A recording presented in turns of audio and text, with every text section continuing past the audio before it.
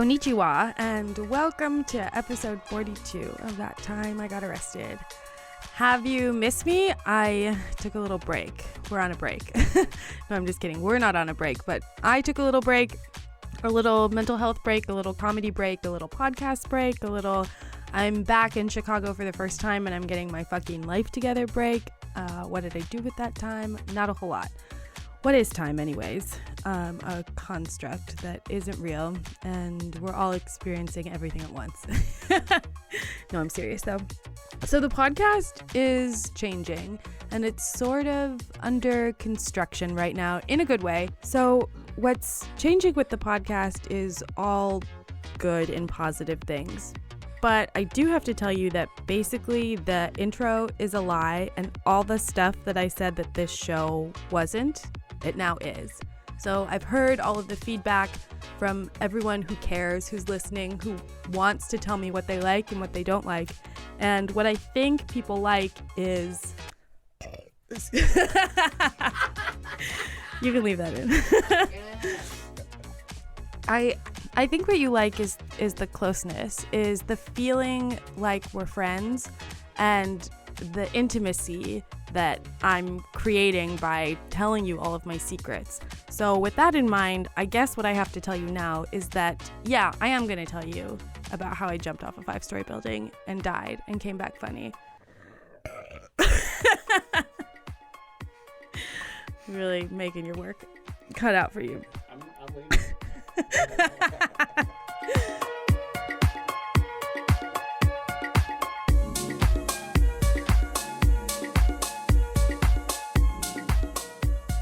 I am going to tell you about how I died and came back funny. I am going to tell you about my parents and why I'm an orphan. I am going to tell you about all of the stuff I said I wasn't gonna. Now that is what this show is. I didn't really know what I was doing when I started this show. I knew that I had a lot of stuff to talk about. I knew that I had this sort of story and like a, point of view that was unique and interesting, but I didn't know where to put it. I started doing comedy, and I couldn't really fit all of this dark stuff about prison in my comedy act. Ironically enough, I don't have a single joke about going to jail, but I do have this podcast, and I think that every aspect of my life has been affected by being a part of the criminal justice system, by my dad going to jail, by me going to jail, by every experience that I've had in and around being incarcerated. Even now, it's affected every aspect of my life. So I think I'm just going to keep going, and I think I'm just going to keep telling you my stories up until now, up until me recording in the studio today, and what's that like, and how did I get into comedy, and how did I start a podcast? And a lot of you are curious about that. I hear you. So you know what? You got it, babe. I'm gonna tell you all my stuff. I'm going to tell you all the stuff you want to know, but I'm going to tell you all of my stuff too. I think that my listeners are just friends I haven't met yet, and the messages that I've been getting lately have been amazing. I mean, amazing. I get so many messages every day that I am actually at the point struggling to keep up with them.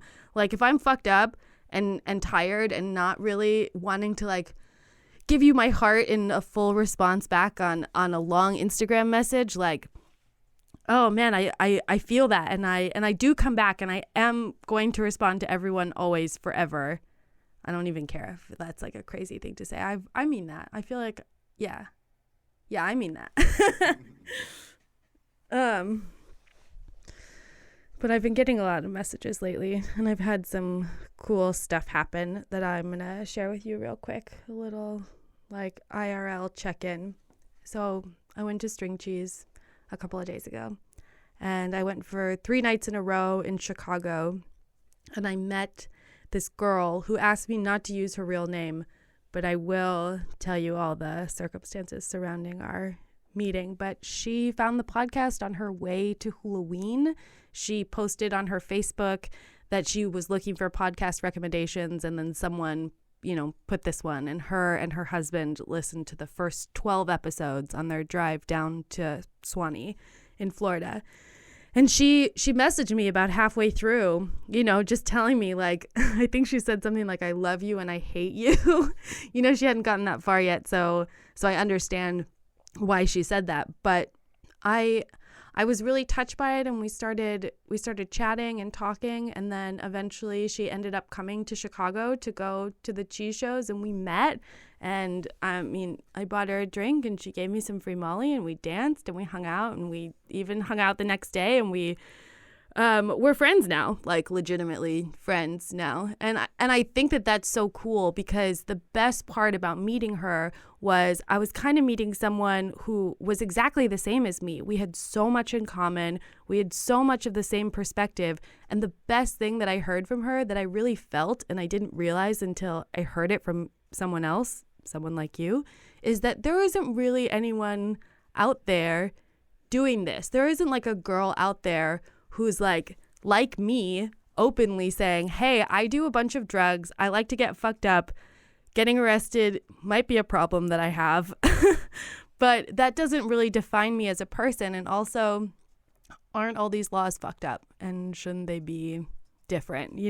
If we can't really talk about that openly, if we can't talk about the fact that drugs are good sometimes, and that fun is really important, and that this reality isn't exactly what it seems to be, if we can't really have those conversations, if you're like a young woman who's taking acid and wants to have those kind of conversations, there's not really anyone out there having them, So I feel that there isn't anyone out here doing that, but I'm here for you, and I know that you feel the same because you guys tell me about it, and that's so cool. And I'm so grateful for that. So something else really cool happened. I'm almost like embarrassed to bring this up, and I don't know why I'm embarrassed, but I do feel slightly embarrassed about this. But this is honestly the coolest thing that's ever happened to me my whole entire life. So it was Thursday night after cheese. We were in the lobby of the Congress Hotel, which was right across the street from the venue that we went to. It was pretty late. My friends and I were all high on acid and cocaine, and this group of boys walked past us, and I think first I said, Nico, and this kid like turned his head and he's like, no, sorry. And I'm like, oh, I'm sorry, I thought you looked like someone who sold me Molly at Red Rocks. And he's like, no, not me, definitely not me. And then one of his friends walked behind me and said, amazing podcast, I love it, keep up the good work. I just spit on myself. That's how exciting that was. You can leave that in too. Yeah, but I just said, I don't remember what I said, because I was so shocked and amazed that even happened to me. I think I said, seriously? And he had already walked about halfway down the hallway, maybe like 30 feet in front of me, and he turned around and I was like, can we hug, please? And I ran towards him. What's that scene when they're on the beach and they're running towards each other? Beaches. Dirty Dancing? No, none of those. But it was like that scene where that couple is running towards each other on a beach, and we hugged. And I recognized this dude. I sort of knew him. The last time I saw him was 10 years ago at a Lotus concert at the Rave in Milwaukee, and his wife was like this hula hooper girl that I used to buy stickers from. And so it's like we kind of sort of had a very loose connection. So he probably saw my podcast on Facebook, I would assume, or something like along those lines. Like that's how he found it. But it was so cool that I saw someone in real life who, even though I hadn't seen this person in 10 years, had been listening to the show and even saw me doing all the stuff that we collectively, like me, you, this kid, are doing, and you feel connected to this, and you feel connected to me, and I just want you to know that I don't take that for granted, and I love you. And I hope that you're gonna be down with where the podcast is going. I'm not sure if we're gonna keep the intro or not. if you have any strong opinions on that, please reach out to me and let me know. I took a poll on Instagram once, but I don't know. I don't know. Do I make a new intro? Do I need an intro? What do you like, my friends? And cheese was fun. Cheese was so fun. I had some wook infestation for the last couple of days, and I am just really happy that my friends are my friends and that I'm alone almost, basically. And that, I'm finding some stability after having such a tough summer, such a tough year, such a tough life. Like, my dream in life is to do nothing because I'm tired, because shit's been hard and I just want to relax. And this is very relaxing to me. I'm in my PJs.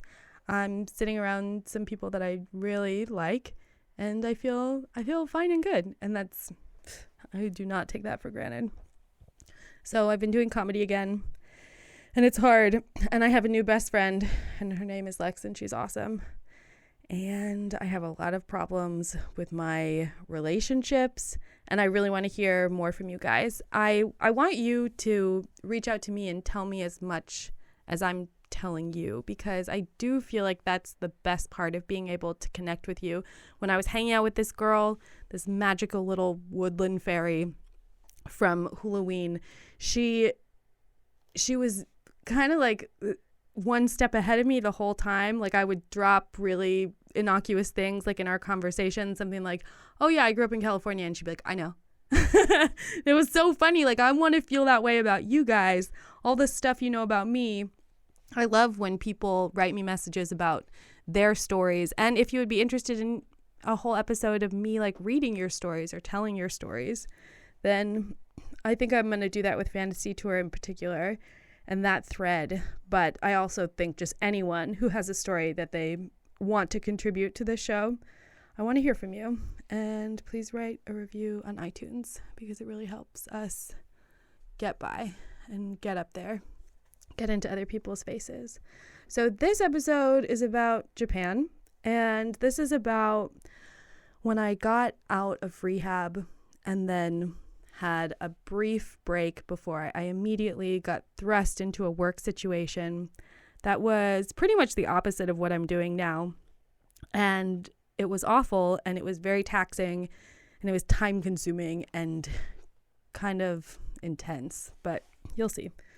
So last time you guys heard from me, I had just gotten out of rehab. I had just gotten out of Cook County Jail. I was in the car with my grandparents, and I was like, you lucky bitch, right? That's pretty much how I'm feeling right now. I'm sober for the first time in, years. Like, basically since I was 14 have I not had a break this long from weed. And now I have 3 months of travel and work and a sort of totally different, regimented, structured, routine lifestyle where I'm going to be heavily guarded and watched. I think my family went from sort of polar opposites to being very hands-off and just sort of push you out of the nest, hope that you work it out. Like, we're having expectations of you, but we're also not gonna step in and outside of some sort of punishment. My family wasn't exactly like trying to hire me to work for them. They were still like, you're a degenerate and you can't be trusted. And now I'm at the point where the trust is so far from me, and they really don't believe that I'm capable of anything, that it's sort of like, if they don't step in and make sure that I'm doing what I'm supposed to, then I really will just end up in jail forever or dead, basically. So I had my first sober birthday in, I can't even tell you how long. I went out with my friend, and this podcast was kind of boring, actually. I told her about a couple of stories from jail and just the last couple of years in general. And she grabbed both my hands, and I remember this very intently, where she said to me, She said, you should do this for a living. You should tell stories about your life. And I scoffed at her and I was like, you dumb bitch. Like, that's not a job. If only that was a job, that'd be so great. And I would be so good at it. And I wish someone would pay me to do that. But no one cares about my life and no one wants to listen to me talk. Just kidding. Yeah, no, leave all the psycho laughs in for posterity. But so I had this experience with this girl, and believe it or not, it's people will tell you something, and even if it doesn't sink in at that moment, she sort of planted this seed where 5, 6, 7 years later, I'm gonna be, you know, meeting people who've never met me before, who literally know my whole life. You know, truly, people that listen know me better than some of my closest friends, because some of my closest friends don't even listen. I mean, maybe they will someday, but so, you know, some of them don't. And it's like they've heard this stuff from me, you know, in one way or another, but probably don't have like the whole picture start to finish, like someone who sat down and listened to the whole podcast. By the way, this girl, this little fairy, had a great piece of advice for anyone who's jumping into the show new, that if you start the show at one of the middle episodes, you're basically like starting a book in the middle. You kind of have to go all the way back and then start from the beginning and then catch up. So I had a birthday. It was pretty uneventful. I was sober. That was also pretty uneventful. Being sober is boring. Do you know that? It's so boring. Like, what do you fucking do with yourself? It doesn't make anything worse. You know what I mean? Being sober isn't necessarily a detraction, but you are sort of forced to feel your feelings. And if you can't use a substance, it's sort of easier to fill it with something else, like sex or food or TV or bad relationships or gossip magazines or coffee. You know, it's like, just because I'm not smoking weed doesn't mean I'm not making bad decisions. I'm making lots of bad decisions constantly because I don't know how to get better. I don't know how to heal. I don't even know what healing is. All I know is trauma, confinement, and sort of, I mean, the opposite of that, which is this extreme indulgence. So I don't have any sort of balance. So my uncle hired me to work at his law firm. He was a JAG for 25 years before he became a defense lawyer. But while he was still working as a JAG, he would get cases in other countries. And he would need to hire clerks to help him manage the paperwork and all of the bullshit legwork that comes with preparing for really intense, you know, Air Force, like murder or something, serious embezzlement cases. So I have this really intense job lined up that was basically consistent of my worst nightmare, which is mountains of paperwork. Now all I do all day long, every day, is fucking someone else's paperwork. So cool. I hopped on a 15-hour flight to Tokyo, and I only had a few days, and I had all of these plans and ideas. I was thinking that I'm going to make this opportunity something amazing, and I'm going to be this little jet setter traveler making the most of my situation and really like soak up the culture. That's what I thought for myself, right? Except I took a 15-hour flight and I was so jet lagged that I slept for a day and a half in a pod hotel. Tokyo is cool though. It's basically like an amusement park on crack. Everything is lit up, everything is moving, everything is open all day. You can find anything for everything. You want to go to a cafe with fucking porcupines in it? You got it, dude. You want to go to a cafe where you can dress up like a superhero and like get drinks that have dry ice in them? You got it, dude. You want to go to the Hello Kitty Emporium and go on like the 5th floor and find a microwave that'll like sear Hello Kitty embezzled like onto whatever you're eating? You got it, dude. Like, it's there. You got it. There are a ton of really cool art museums. There are a ton of really cool shows. There is a special part of Tokyo. Now, there is some contention about this phrase in particular because I do know that it's not entirely like derived from Japanese origins, but there is a place in Tokyo called Hunky Dory. And it's basically Tokyo's red light district, and it's not something you can really find on the internet. It's more of something that is a word of mouth, like where's the weird sexy stuff in Tokyo? It's in Hunky Dory. And there you can find all of the fetish bars, and you can find all of the sex shops, and you can find all of the sex shows, and you can find all of the prostitutes, and they even have vending machines with underwear in them that are worn by girls that you can buy. I heard recently online while I was researching for this episode that now not only do they sell underwear online, but they sell used bath water, which I thought was very interesting. I wonder what you would do with like used bathwater, or how you could verify that the bathwater had in fact been used by a young girl. I don't know. Tokyo is weird, but also very sexually free, the opposite of repressed. There are upsides and there are downsides. The downside is they have to have trains that are all pink, that are only for women, because the groping issue is so bad in Tokyo that people will literally just come up to you out of nowhere and like grab you, and it's like common, like just like bumping into someone, except they're fully copping a feel, and that's kind of gross. When I say kind of, I mean intensely. But there was I'm weird. I'm a like weird little freak, and there was something weird that I found in Tokyo that I was pretty stoked about. So don't judge me.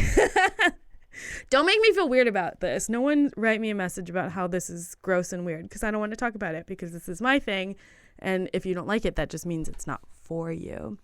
So when I first heard about octopus porn, I was intrigued. Just the name alone. I think octopi, right, are incredibly intelligent. I do believe that they are aliens from another planet. They have the potential to solve all of our problems, I'm sure, if we could figure out a way to effectively communicate with them. They change colors when they dream. Isn't that interesting? Or when they're angry. I think that's so interesting. Anyways, when I heard about octopus porn, I didn't get it. And I went on one of these sketchy porn sites that I like, and I found a video, and I had to see it live, basically, is what I'm trying to tell you. So I went out of my way to get to Hunky Dory to find a sex show that had an octopus in it. And I was still dating that guy, and I spent a lot of my time in Japan sending him Snapchats of what I was doing while I was there, because I didn't really have any friends. I was post-jail, kind of, pre like stability. I lost a lot of friends, and I didn't keep in touch with a lot of people. So I was isolated in a lot of ways, and that made it easy to sort of connect with one person versus trying to keep myself tethered to many people. So I spent a lot of time just sharing what I was doing with this one particular person. And when I was talking to him about going to see the octopus porn, he was like, you have to send me a video. You have to send me a video. I was like, obviously I'm going to send you a video. Like, I'm not going to, like, we're basically going together, even though you're not here. And it's just Snapchat. Technology is amazing, honestly. But they had very strict rules about filming. It was clear in their signs and in the waiver that you sign and everything that you have to get in. You're not allowed to have your cell phone. You're not allowed to film. P.S. There's free Wi-Fi everywhere in Tokyo. What? Why isn't the whole world like that? But I still did. I'm a rule breaker. I'm a rebel. I'm, me. So I still did try to take a Snapchat of this girl in a 4x4 plexiglass tub on top of a pedestal in a dark room that smelled very, very bad. And I got my phone taken away almost immediately. I almost got kicked out. I didn't really get to see like the full show, but I definitely got the gist. And I just have to say, I'm not completely done with that. is all I mean. I don't know if I'm going to try it, but I just think that it's interesting and you should follow your heart and do whatever you want to do, even sexually, even if it's weird, even if people try and make you feel weird about it. You should just, I mean, as long as you're not hurting anyone. And I get the sense that the octopi are into it. I think they're smart enough to be aware of what they're doing. And if you're curious about what I'm talking about, you should Google octopus porn and then let me know, if you find any good links, throw them at me. If you need a good link, holler at your girl. I'm just I'm looking out for you guys. I also ate snake for the first time. It tasted like chicken. I wanted to go hiking in Mount Fuji, but I didn't have time. I spent the majority of my time on a military base with my uncle on intensive drug probation while he was my proxy, basically. So I was still taking drug tests every week. I was still, checking in for work for 10-hour days. I went from Tokyo to Kyoto to Okinawa, and I didn't really have a lot of fun, honestly. It sounds like a cool trip, and whenever I tell anyone, I lived in Japan for 3 months for work, they're like, whoa, but no. No, I was working like a dog. I was busy all the time. I was pretty sad and lonely, and I don't know, I was lost. But I think being sober in that setting was easier because I wasn't totally disconnected. I was being watched by my family. I was talking to this guy on Snapchat all the time. I was spending a lot of time watching Buffy on reruns, on Netflix. I was keeping myself busy in what I guess you consider a healthy way, but I wasn't actually fixing anything. So I'm kind of like a duck, where it's above water, I look fine and you think I'm just gliding along. But underneath, I'm kicking my legs really fast and I'm struggling to keep up. And I actually don't know what direction I'm going in because I want to go left, but I just keep going in little circles. And I'm like, what? Why? But life is weird. And I bought a sword. I bought a katana for me and that guy. And I got really good ramen. I tried that blowfish sushi that's supposed to kill you. It didn't. It tasted gross, though. I didn't like it. Okay. Ready? Yeah. So I thought what would be fun, because while I was trying to remember and do a little bit of research, which is something I almost never do for these episodes, but this was surprisingly a time in my life that I don't have super vivid memories of because it was pretty monotonous. But I did dig up some emails that I sent to that guy while I was out there, and I thought it would be fun if I read to you a little piece of it, a couple of pieces of it.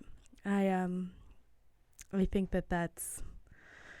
that's interesting. I hope you like it. And I just want you to know that I'm omitting the super pathetic and desperate parts of this email where I basically just talk about how much I love him and sound like a huge loser. I'm just going to tell you the interesting parts about Japan. You're so welcome that I did that for you.